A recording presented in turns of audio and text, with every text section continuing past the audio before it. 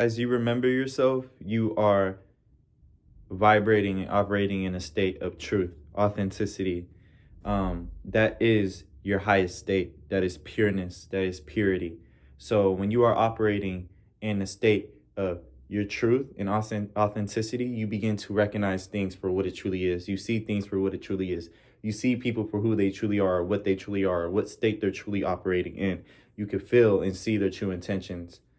As you remember who you are, you begin to feel things and experience life at a higher state. You begin to love yourself differently, but this all begins with loving yourself. You cannot remember or treat anybody else or anything else with love without giving that to yourself. Now, to be able to love who you truly are, you need to know who you truly are. You need to go within and be at the state of remembrance. Now, they say that a lot of people do not have the time to remember. They say that if people don't remember who they are now, it's too late. But I trust the fact that people can always remember who they are, and it's not too late.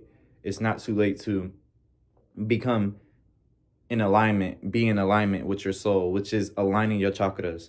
And now when you align your chakras, that is your energetic points. That is allowing yourself to receive, to be that antenna, because when your chakras are not in alignment, you cannot fully receive and reciprocate. You cannot fully put out as well. Now, that allows certain parasitic energies, archons, that allows intoxication to be able to reside in one spot, one energy point. So I just really want to talk to you guys about remembering yourself and knowing who you truly are, because that is the most important thing. And you will be able to do anything once you remember who you truly are. You'll be able to do everything when you remember who you truly are, know who you truly are. Because when you're a baby, you know who you truly are. But when you get vaccinated, when people are telling you these things and you subconsciously receive it and pick it up, it dims that. It dims that light. This is what they mean when they say your light's being dim. That's you putting it in the back of your mind. So subconsciously, you always know who you truly are. You've been new, and you always will know who you truly are. But under certain circumstances, within certain environments, it dims that. You won't be able to live within that full state of authenticity, but you can. You can. Don't take me saying you won't be able to as in that's a limit. You can, because I done it and you will. So you've remembered who you truly are.